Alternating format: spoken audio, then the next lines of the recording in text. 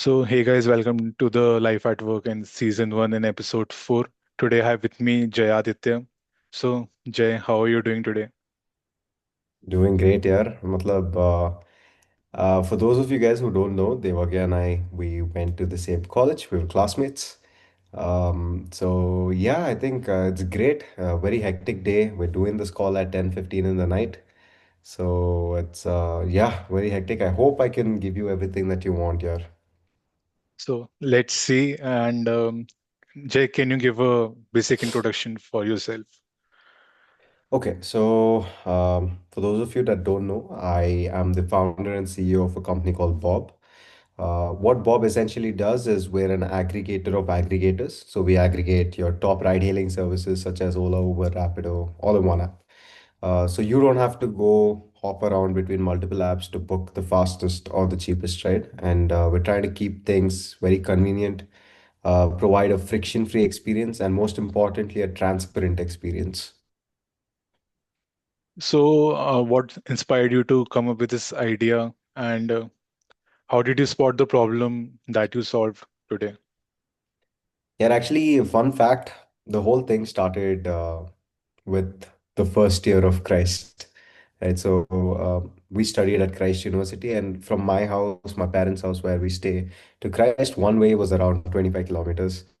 So back and forth, 25 in peak hours it was crazy. And I had a phone with just 64 GB storage. So my storage is full, had to bounce between web applications, had one app. So it was a pain to try and find what is the cheapest ride, or even to select, like even to book a ride across multiple apps, because I'm not able to find a ride at that time, right? So I just wanted this whole process to be slightly evened out and simpled out. And this is something that I faced even during my high school, because I used to travel to tuitions a lot, using autos, buses, BMTC buses as well. So this was something that had been pressing for a while, but I took action on it towards the final year. So, give you guys a background. Jay is currently based out of Bangalore. So, we all know how the Bangalore traffic is and how things move there. So, Yeah. taking that pain point which you faced in the college days or in the high school, how did you figure out that you are not the only one facing that pain point and much more or a larger audience is facing that pain? How did you figure that out? It was a very simple question that I asked a bunch of people. Uh, for example, let me ask you the same question. How many ride apps do you have on your phone right now? I have all four, not after downloading Bob Rights, obviously. Mm. Hey, thank you. The stitch was great. But essentially, it was there. That was the answer, right? Why does one have four apps? It is either because they want to select what is the cheapest ride. Weekly they save around 20% by doing this process, beating the search pricing by acting a little bit jugadi. So maybe they can buy themselves a beer at the end of the week, or it is a fastest ride, right? So for someone who's slightly more professional, they're like, hey, I don't mind paying 50 bucks extra or 100 bucks extra. I just want my ride to come. And these are primarily the two reasons why people have multiple apps on their phone. And it was very simple for me to identify that, when I asked around 100 people, all of them mentioned not just one app, but like multiple apps, at least in Bangalore. That's when I realized this is something to act upon. Okay, so when did you start with the idea? When did you start it actually developing on the idea? What was the first step? I started developing on the idea when I think last year, around June, March, April, May, June-ish, yeah, May ending. Um, it started with me talking to my mentor, who is now our advisor as well, luckily. So we were brainstorming. I was trying to figure out what to do because I got bored of that whole corporate life cycle, going to a job and doing it. It just felt very monotonous for me after a point. I mean, the first few weeks were great. Don't get me wrong, but after a point, I was like, this is not for me. Like, I need more. I need my brain to be active, otherwise, I'll get lazy. So then we started working around a couple of things. I had another concept called Connect Pool.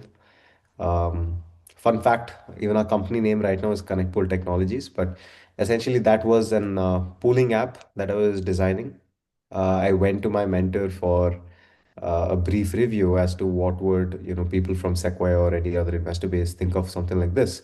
And then turns out it wouldn't work at scale, or it would require a lot of capital and a lot of research to prove a concept such as this, because it was a pooling concept that was relatively new and not a lot of people are doing this, so it's very difficult to prove, right? So then we realized that, okay, maybe instead of shutting it down, let's push it to the side a little bit and let's work around a new concept that you have in your so-called idea book and dashboard. And when you go through that, when I went through that is when, I came across this problem that I faced um, quite often actually. And then when I mentioned this as well, he was like, "Why didn't you work on this?" And I was like, I, I, I, I mean, I don't know. There might be other players. Like, if I can think of it, why can't someone else think of it, right? And then he was like, "No, but are there any solutions? Do you have the app on your phone that is exactly mimicking what you're doing?" I was like, "No." Then he's like, "There you go. That's your answer. Do it." So then, of course, you make your excuses by complicating stuff by telling that no, this company doesn't give data, no, that company doesn't give data. But he was like, just break it down, take it a step at a time, and do it. You'll eventually get to a place, and then give me a call. So literally, that one conversation was 7 months of homework for me. 7 months of homework, and then yeah, you basically sit down, you don't give up, and we started it from there, and then eventually built a team. Tried outsourcing my tech, failed very well, failed awesomely, failed, and then built an in-house team, and now we're running the company. So initially, like we try to do things like I'm making a to-do list, but breaking that shell and actually to do that to-do list, it's very Yeah. difficult, I think. That's the first step. Uh, no, but the most interesting part is that you don't even know what is on this to-do list. Your to-do list changes every day, Yeah. right? And even if you do a step, it might be right, it might be wrong. It opens another 10 to-do lists that you don't even know about, but you have to still figure it out. You don't have the time to do it. So it's just crazy. Like, you need to be crazy about the problem to be able to be crazily creative enough with absolutely no energy and just one Red Bull or one coffee, right? So it's definitely a crazy environment. So you need to be mad enough to get behind a problem and solve it. Actually, that would, Yes, yeah, yes, yes. yes. I see a lot of founders faking it. They try to ask their friends, "Hey, do you face any problems? Let me know, let me know." But honestly, I feel like with how rigorous this whole field is, how demanding it is for your time. Think of your field as a girlfriend, all right, or your boyfriend, whoever it is, right? And think of it 5x of that, right? Because you have to sleep, eat, dream, uh, do whatever you want just with this problem statement that you want. And mind you, this is not just a problem statement to start with. It is a problem statement that is going to take, probably the next 5 to 10 years of your investment. Okay, let's not think that far, but at least for the next 6 months of your precious little time that you have right now is going to be put on this problem. So it's very important that you be madly in love with your problem. I think what most people miss that they are not in love with the problem or they are not mad enough about the problem itself. Yeah, I think most of them try to fake it. They try to extract a problem, but it should be the other way around. The problem should come to you, right? You should face it. It should come to you. You can't like go and extract a problem from your keyboard. But yes, So empathy being one of the qualities of an entrepreneur, like you have to put yourself in the shoes of the other person to feel the pain. yeah, yeah, I think empathy is not just in the life of an entrepreneur. I think every employee as well, right? Even if you look at communication, people management, you need to be empathetic, whether you're doing sales, whether you're doing tech, whether you're doing marketing.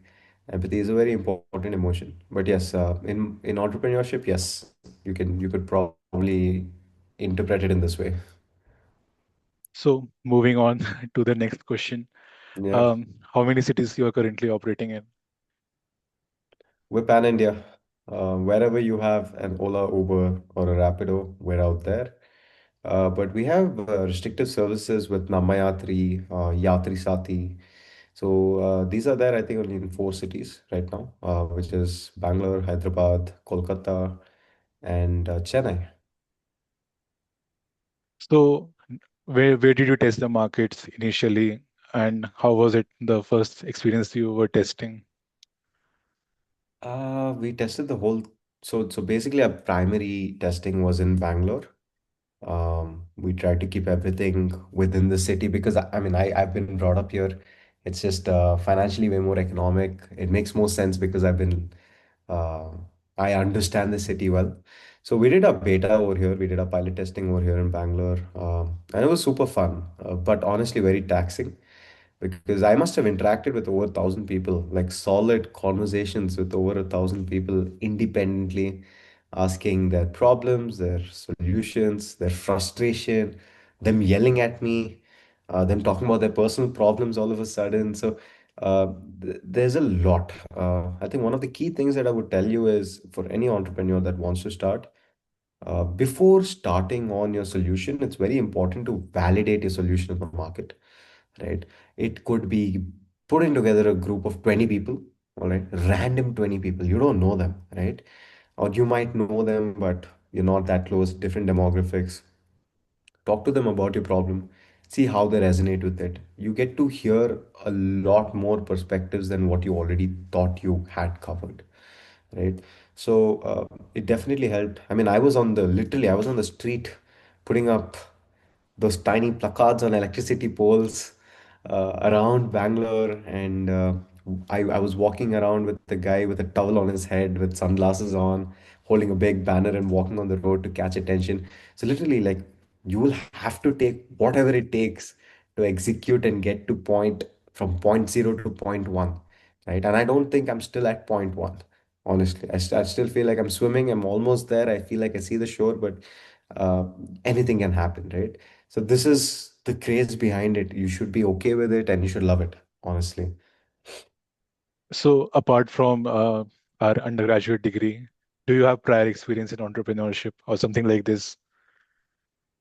Yeah, I mean, I did have another company before this that I was running. That was a standard roti kapda makan kind of business, right? So it was we designed a patented product line for bar soaps to last longer. All right, so I understood a lot about patent work at that time. I understood a lot about IP, supply chain management, factories, negotiations, corporate partnerships. So we did quite some things, but then I realized that this is not really my cup of tea. It is too lazy. Yes, I can build a solid business, get maybe a couple of lakhs per month as a constant recurring revenue because it's based on POs. POs are nothing but your purchase orders, right? Um, because it's a product. And but I realized like this is not that fun. Am I really happy with just this? Right? Am I just happy with making a couple of lakhs, maybe 10 lakhs a month? And it just didn't seem right. So then I was like, you know what, let my co-founder handle that. And then I shifted on to, I took some time off towards the last 3 months of college. And then eventually here I am. So the best part which I feel about the entrepreneurship thing would be the all the skills which you learn during a venture are transferable to your other ventures, Yeah. and you will Yeah. Yeah. always they will always be helpful in your lifetime. Definitely, definitely. I think uh, one of the best things about entrepreneurship is, dude, you can learn about a lot of things just with your regular day-to-day life. Like for example, us sitting in classrooms, right? So we studied in Christ for the guys who are here watching this. We studied in Christ University, which is known for being very strict, very disciplined, attendance, right? Now think about it. Even for attendance, to get one hour of attendance because you're sick, you might be genuinely sick. They will make you run across the campus to get different signatures, right? But what does that actually teach you? You in hindsight, like when you look back at it, I mean, of course, at that time you're like, hey, I don't want to do this, it's annoying. But in hindsight, if you look at it, it was teaching you a system. It taught you a solidified system of how to organize things, how to keep things organized, and how to run things efficiently using manpower, right? What did clubs and festing teach you a little bit of a sense of what the corporate world has to offer. How do you sell? How do you negotiate? How do you pitch? How do you answer to rebuttals? What is CUSBMA, right? Your student representatives and the club representatives. Yes, don't get me wrong. In hindsight, I did feel like, why am I there? I mean, no, when I was back then, I was always thinking, why am I there? What am I doing here? But in hindsight, when you look at it, it is a mini organization that you are running.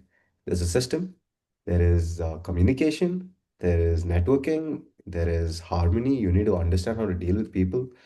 It gives you a lot of insight into the corporate world, not just entrepreneurship, but into the corporate world as a whole. And what might take another person 6 months to learn that, you already learned it over the past 1 year or 2 years or whatever you did in college, right? So there are tiny, tiny things in your classroom as well that you can catch hold of and, learn from it. And that is what really fascinated me. Great, great. So, um, I want to focus a bit more on the startup questions, so I'll dive into that. Yeah. So, talking about Bob Rights, it's benefiting the users, like common person like us who are using the Ride app, or are there any other beneficiaries to the app? I mean, as of now, we are helping people who use multiple travel apps, right? Who want to travel from one point to another, require transparency, want to pre-book their rides, want to book the fastest ride. Our app is built for that. We want to be a player where we provide a friction-free experience to our users, right? And provide transparency because these are fundamentals. No one should ask for it, right? But what's more is we would eventually want to look into different segments, different sectors. For example, we just signed an agreement recently with this company in Guwahati, Assam, called Bayu, right? They're a mobility aggregator such as Ola themselves, backed by the government. So we are the consumer facing application. So they have a driver app, but they don't have a consumer app, and we are their official consumer app. So if a person in Guwahati needs to book a ride, they need to go through Bob, right? Download Bob and you get to book your Bayou.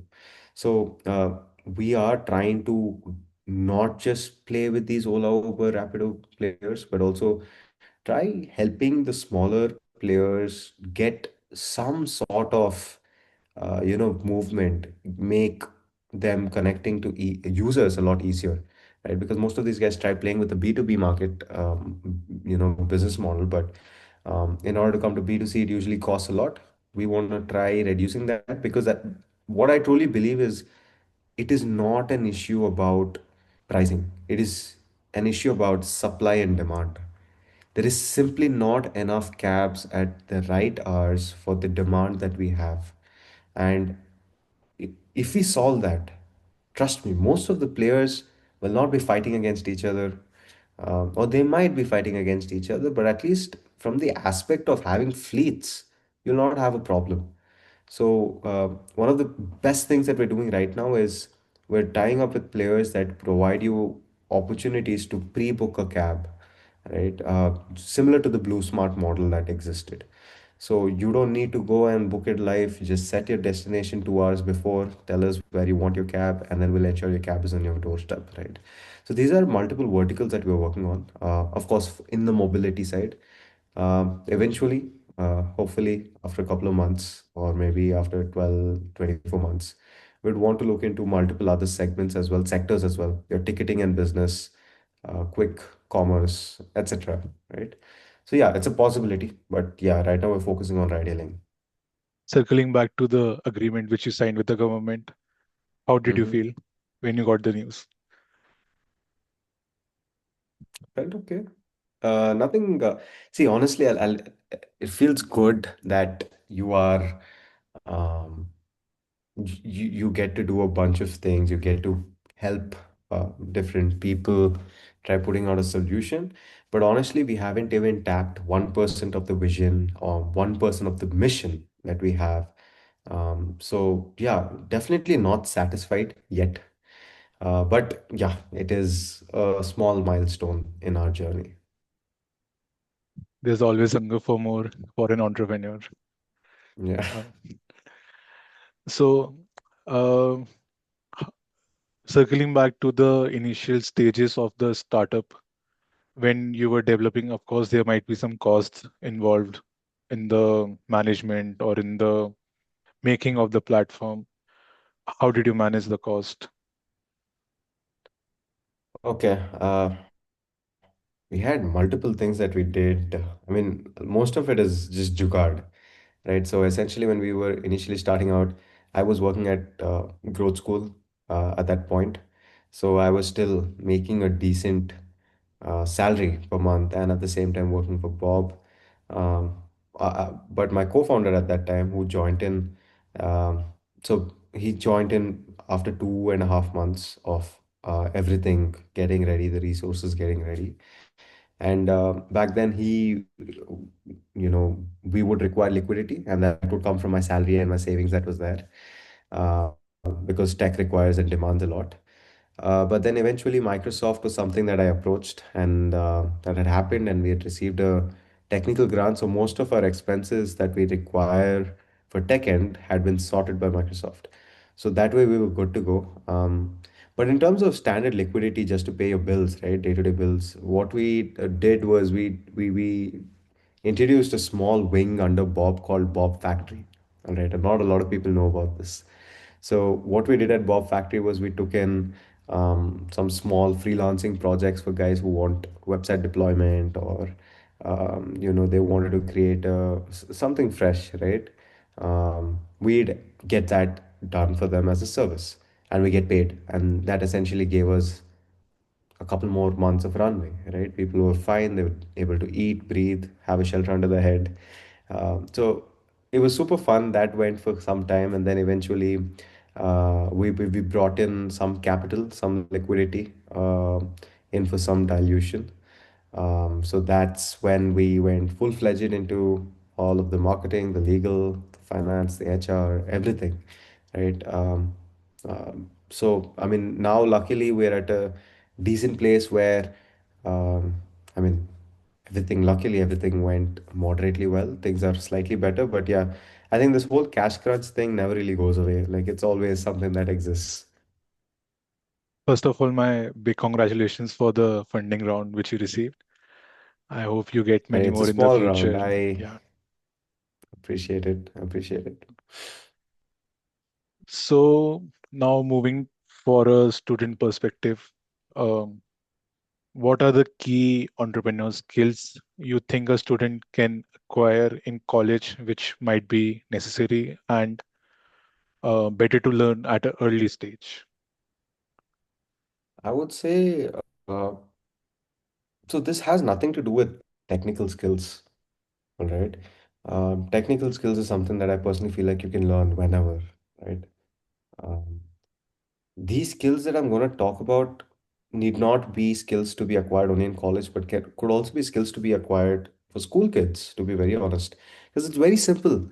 Um, some of you might be very social, some of you might be able to talk very well, communicate very well. You're okay with giving speeches in your classrooms. Uh, and some of you might think, okay, whatever, it's just whatever.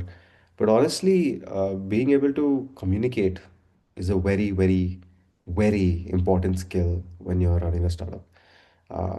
It's not just being able to talk 10 hours about some nonsense, even though that has some skill in it, but it's being able to communicate to other people, convincing other people.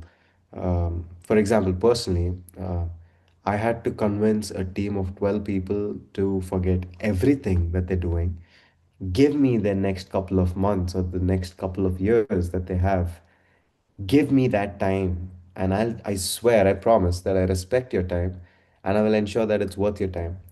Now, in order for me to get that done for all of these guys that are there working in the firm, believing one vision, you as an entrepreneur, it's very important for you to speak your mind very well. Right? So, communication key. Number two is, I think most people overcomplicate a bunch of things. It is not that hard, actually, if you think about it. Yeah, it is hard because of certain aspects, yes, when it gets technical. But when you look at something, it is not that hard. We tend to overcomplicate things when it is not supposed to be overcomplicated. So take things easy, look at it from an easier perspective. Number two, I think number three would be, hmm, what do I give for number three? See, being an entrepreneur also comes from a standpoint of privilege, I would say, because um, you need to have a very hungry, risk-taking appetite, right? You need to be able to do that. And some people, the world doesn't stop for people who don't have that privilege, unfortunately. But there are places that make it easier. So now, one of the key skills that I would want even a student to make is you have nothing to lose. You're in college, you're in school, you're not providing for anyone, you're not married, you don't have bills to pay, you don't have to worry about not having food on the table. Take your risk, fail fast, learn fast, grow fast. If you do this, I can promise you 6 months later, the guy who has been doing a corporate job for 6 months is nowhere going to be close to you in terms of skill sets, right? So that those are a few of the skills that I would say that come to my mind right now. I mean, my mind's very fogged right now because it's been a very tiring day, um, but yeah, I would precisely say this, like, just start. It is not that difficult. Yes, it takes a little bit of sacrificing, a little bit of not going out to play at times, a little bit of not going out to party at times, but it's worth it if you guys really believe in it. Okay, so we have a time crunch now. I have 6 minutes on the clock. So Jay, I'll ask you questions and Mm-hmm. try to answer them within a minute. Quick. All Okay. right. So do you think the role of networking and partnerships helped you in succeeding the venture today? Yes. How? I think so. It helps you in opening newer horizons. So in order for me to get those networks from the scratch, or for me to get from point A to point B, I need to go on the website, do a bunch of things, find out, scrap, get their emails, get that email to another email, that email to another email. But when I network properly in this field, it could be through competitions, it could be through personal networks, it could be through your classmates. I get an easy access to what I want. So it's very important to network because that improves efficiency and speed, which ultimately improves your output. Okay, so walk me through your day from morning till evening, how it goes. No day is the same for me. It Tell me starts, the worst day. Worst day. okay. So I wake up at around, I don't know. So I'll not give you the worst day. I'll give you an average day. So Yeah, I wake up sure. at around 9 o'clock. I don't wake up before that. I wake up at 9. I wake up and the first thing that I do is I check my emails. I check my phone, I check my notifications, I check my emails. That's the first thing, like before I even like wash my face. Once that is done, I freshen up a little bit, right? Then get to work. So once I freshen up, I sit down, get to work, do a little bit of work, check my emails, get some work done, take a few calls, go out, get some work done if there is any work. Honestly, whatever's on the table, right? Then I start planning how to get these things done. Lunch, I have my lunchtime around 2, 3. I eat my lunch. Post that, again, I work for some time. If possible, I have no work and my schedule slightly lighter. I try to watch some YouTube or some Instagram. And then evening, I try to hit the gym for at least an hour and a half because that is my mental space and my place of freedom, right? And then again, I come back, take a shower, I eat something, and then I get back to work again. I have meetings, calls. It could be with advisors and etc. And then this goes on till around 3 a.m. And then I wake up again 3, 4 a.m. And then I wake up again at 9 a.m. 4 a.m. usually. So I think for getting a sleep, Yeah, it's 6 hours of sleep, six to really five. I try around 5 to 6 hours. Yeah, but it's temporary. I mean, you can make definitely. changes. This is what's working for me, but not everyone needs to follow this. So, what's your vision for Bob Wrights? I see. I've heard like you have excellent communication skills. So I want to see, how do you pitch to the investors? How do you tell them your vision? Can you pitch it to the audience in a minute? I think I would want Bob to be the go-to internet company in India for all essential services across all sectors and services. So whether it is your payments, whether it is your quick commerce, uh, whether it is your essential services such as getting carpenters or maids, whether it is booking a cab, whatever it is, I want Bob to be the go-to app across all essential services. And honestly, when I'm pitching to investors as well, it's not that complicated. They like simple language. They don't like fancy jargons. It's very simple when you talk to them. You just need to explain them the concept. The simpler you can explain your concept, the better it is. And of course, the vision's very big. Everyone's trying to get there. Every startup that is doing moderately well is trying to get to where we are. But I think we're very stringent with our thinking, and this is where we want to go. We want to provide all of India a seamless and a friction-free, convenient experience across all essential services on their digital platforms.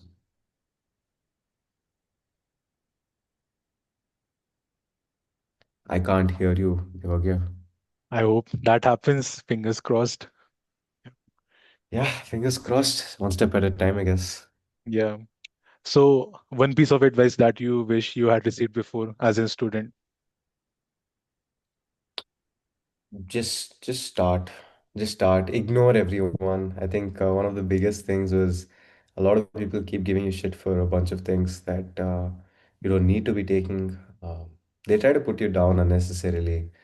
Just ignore, do your thing, be a well-wisher, and if people are, then people also wish you well. If they don't wish you well, it doesn't matter. They don't, because ultimately the only thing that you can control in your life is what you're doing. You can't control anything else, right? Your actions are the only thing that you can control. So I think it's that simple. Just start, just do it. It's not as complex as it seems. You'll figure it out. Start with the gratitude. There is no gratitude per se. It is the truth. But yeah, are we done with this? Do we have more time left? Yeah, we don't have much time, so I wanted to catch up about your team and how did you build a team, but I think we need to skip that for now. If we get uh, enough responses from the viewers and if they find this helpful, I'll love to have you back on the show and discuss more on Yeah, this. sure, sure, definitely. Sounds good. I mean, I hope all of this works out for you as well, yeah, Devagya. This is Yeah, great. I mean, when you came to me and you mentioned about the whole concept, I was like, hey, I wish I had this in school or in college. And if I had that, I would be doing things a lot more efficient because this is really cool, bringing in industry professionals to give you insights about what they're doing for an earlier audience. It's great. And I hope you do well. let's hope for that as well. Yeah, So fingers crossed for that as well. yeah, fingers crossed. So thank you for taking out time and be with me on the show today. Really appreciate it. My pleasure. Yeah. My pleasure. My pleasure. Thank you, Devagya.